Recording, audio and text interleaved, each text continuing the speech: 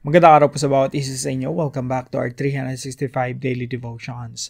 Hello po muna kay Cheriel Capelan, Lailani Palivino, Jose Ambrosio Borja, Roderick Nava, Novi Grace Colminar, Sister Vina ng Virginia, Angeline Manalansan, Gwen Masilongan, Donna Carter, Eduardo Vicento, and Sister Arlene Lazaro Cula.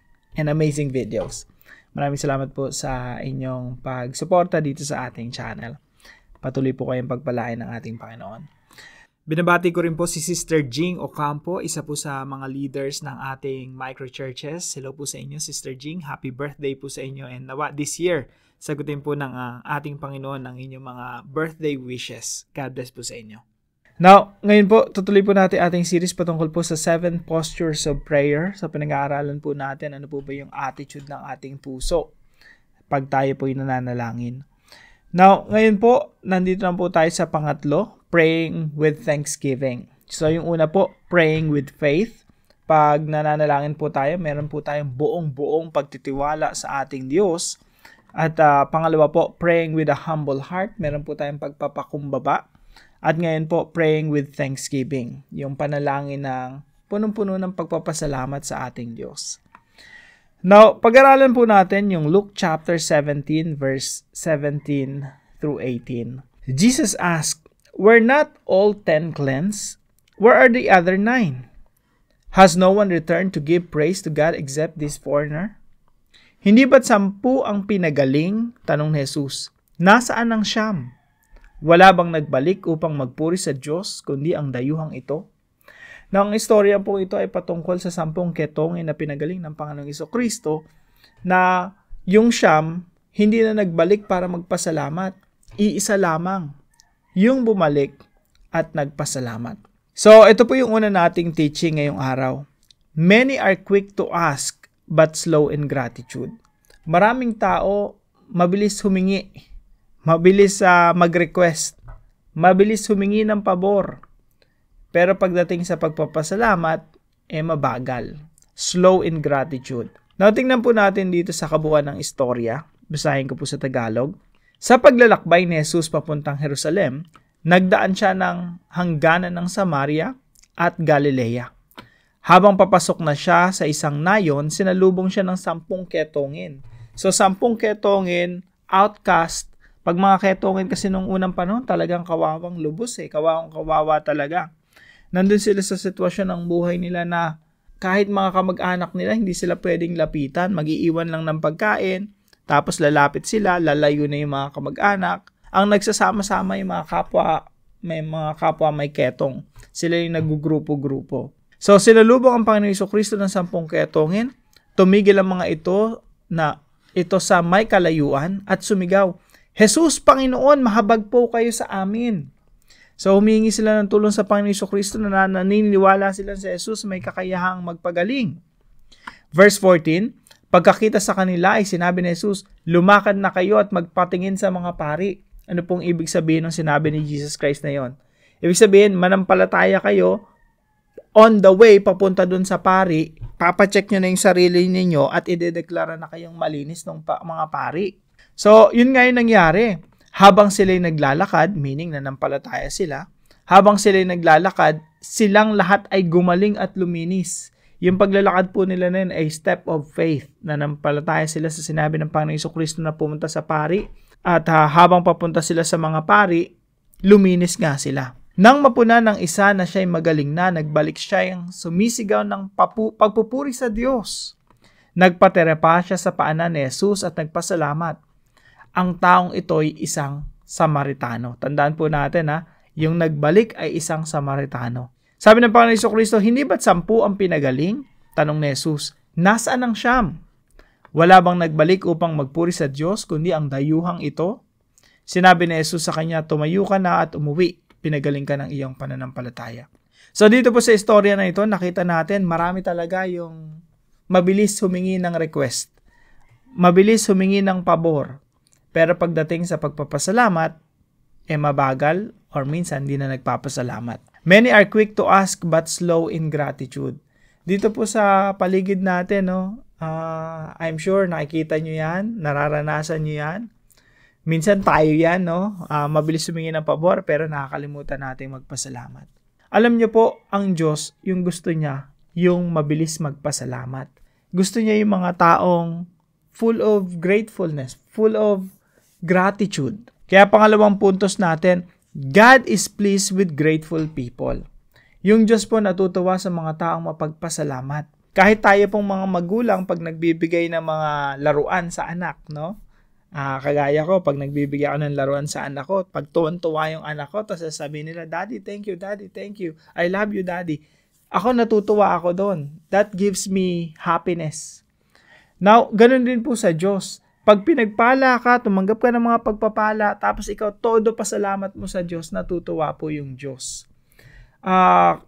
Sa atin po mga tao, no, pag mayroon kang tinulungan, tapos after tumanggap ng tulong, di man lang nagpasalamat sa iyo, o kaya yung tulong na ibinigay mo, para sa kanya sobrang liit at nainis pa. May mga ganung tao tinulungan mo na nga, naliitan doon sa tulong mo, nainis pa sila imbis na matuwa.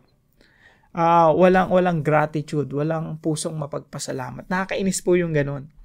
Now, yung Diyos po, I believe, ganun din siya sa atin. Pag pinagpala niya tayo, tapos minsan naliliitan tayo sa blessing, naiitsapwera na natin, na hindi na natin ay papagpasalamat sa Panginoon kasi nagiging normal na lang. Araw-araw tayong may lakas, araw-araw tayong may trabaho, araw-araw tayong tumatanggap ng sahod. Piling natin, normal na yun, hindi na natin ay pagpapasalamat sa Diyos.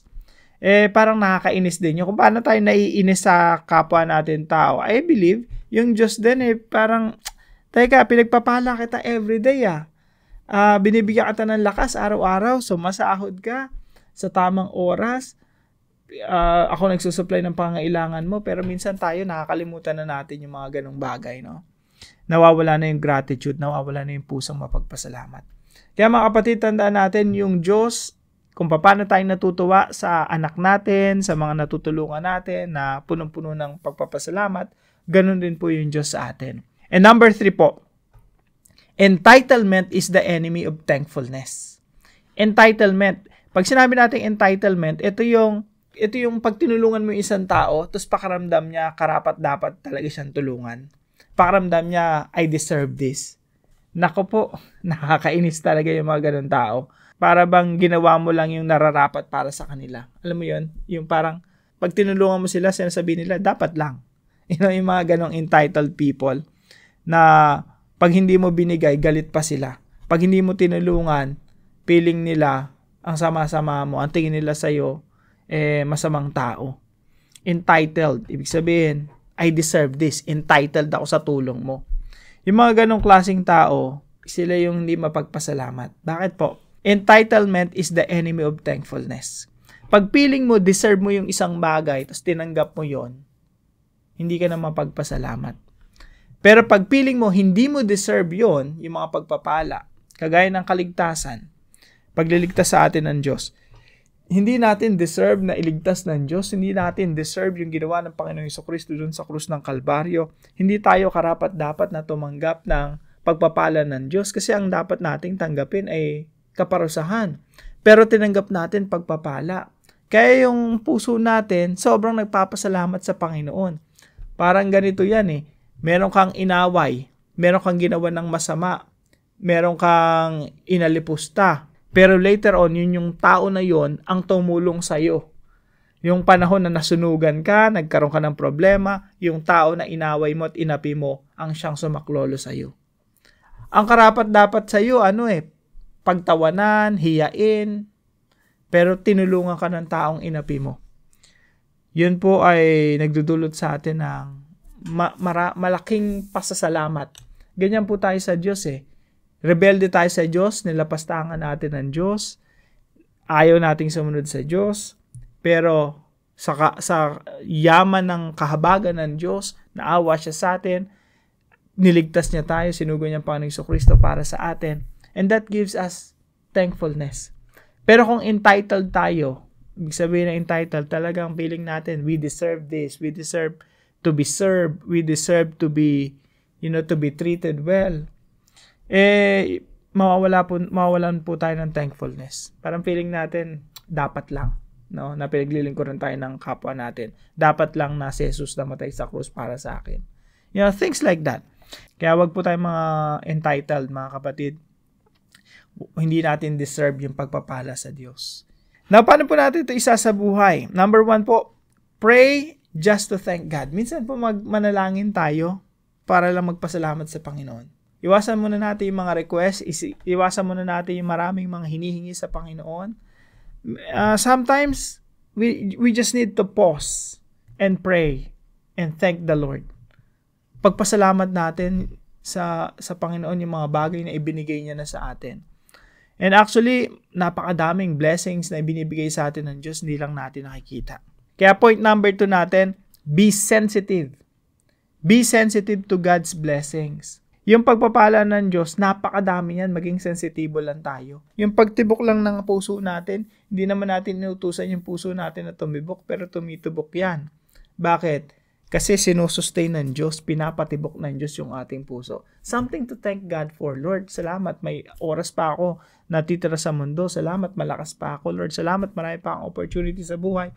Lord, salamat sa sweldo ko. Lord, salamat sa career na meron ako. Lord, salamat sa pamilya ko, sa anak ko, sa asawa ko. Ang daming dapat ipagpasalamat sa Panginoon. We just have to be sensitive sa pagpapala ng Diyos. Alam niyo po, ang problema po kasi sa atin, mas sensitive tayo sa problema. Kapag everything is fine, everything is peaceful, mapayapa, wala tayong problema, parang hindi tayo ganun ka-sensitive sa blessing na yun. Pero pag nagka-problema ka, kahit maliit lang yung problema, kahit ang laki-laki ng pagpapala ng Diyos, nakatutok tayo sa problema. Nakatutok tayo dun sa pangit. Nakatutok tayo dun sa suliranin. Kaya po, hindi sumasaya yung buhay natin, lumulungkot, at nawawala yung joy, nawawala yung kaligayahan sa atin kasi sometimes we are too sensitive to problems instead of being sensitive to God's blessings. Kaya ang hamon sa atin mga kapatid, be sensitive to God's blessings. Pag nakita mo yung pagpapala ng Diyos, napakalaki, napakalawak, tapos yung mga problema pala natin, napakaliliit lang. And we just have to be aware, we just have to be sensitive to God's blessings. And number three po, be quick to say thank you. Every time na tumatanggap ka ng pagpapala, tumanggap ka ng promotion sa boss mo, be quick to say, Lord, thank you. Sa'yo to galing. Pinagpala ka ng, you receive something from someone, Lord, thank you. Sabihin agad natin salamat sa mga taong tumulong sa atin. Be quick to say thank you. Alam niyo po, pag lagi tayo nagpapasalamat at ang bilis-bilis nating magpasalamat, natutuwa yung mga tao sa atin at higit sa lahat natutuwa yung Diyos sa atin. Tingnan niyo po sa istoryang ito. May 10 ketongin, pero isa lang ang nanumbalik sa Panginoong Jesucristo. At kinument siya ng Panginoong Jesucristo. Siya pa yung dayuhan. Siya yung dayuhan kasi, siya yung outcast eh. At siya yung pinagaling. Isa siya sa mga pinagaling. Dahil outcast siya, dahil dayuhan siya, siya yung mas punong-puno ng pagpapasalamat. Kaya siya lang yung bumalik eh. Pero yung iba, the rest, entitled yung mga yun eh. Feeling nila, Israelita ako, Hudyo ako, I deserve to be healed. I think ganun yun ang nangyari. Kaya yung dayuhan na hindi karapat dapat pagalingin, siya yung pinagaling, siya yung nanumbalik. At siya yung nagmamadaling, nagpupuri sa Panginoon na thank you Jesus. No? So, pray just to thank God. Simulan po natin ngayong araw. Manalangin po tayo upang magpasalamat sa Diyos. Yung wala ka ng prayer request, gusto mo lang mag-thank you sa Panginoon. Number 2, be sensitive to God's blessing. Instead of becoming sensitive to problems, maging sensitive na lang tayo sa pagpapala ng Diyos. Number 3, be quick to say thank you. Wag po tayong maging mga entitled, salip, lagi tayong magpasalamat. Kasi hindi natin deserve ang kabutihan ng Diyos. Ang deserve natin, kaparusahan. Pero salamat, mayaman ng Diyos sa kanyang habag at biyaya. Now, para po sa ating discussion, why does entitlement hinder thankfulness? And how can we cultivate a heart of gratitude? Pag-usapan po natin ito sa ating mga discussion groups. At para po sa ating panalangin, kausapin po natin si Lord. Heavenly Father, thank you for the many blessings you give every day. Forgive me for the times I have been quick to ask but slow to give thanks. Help me to see and appreciate your goodness in my life. Teach me to pray with a heart full of gratitude, not just request. Guard me from entitlement, which steals joy and thankfulness. Make me sensitive to even the smallest of your blessings, and help me to say thank you, sincerely and often. May my life reflect a heart that pleases you through gratefulness. In Jesus' name I pray. Amen and amen. Maraming salamat po sa Panginoon sa kanyang mga salita. At kung kayo po ay may natutunan sa devotion natin na ito, ipalam niyo lang po sa comment section right below this video. And please don't forget to share this devotion to your family and friends.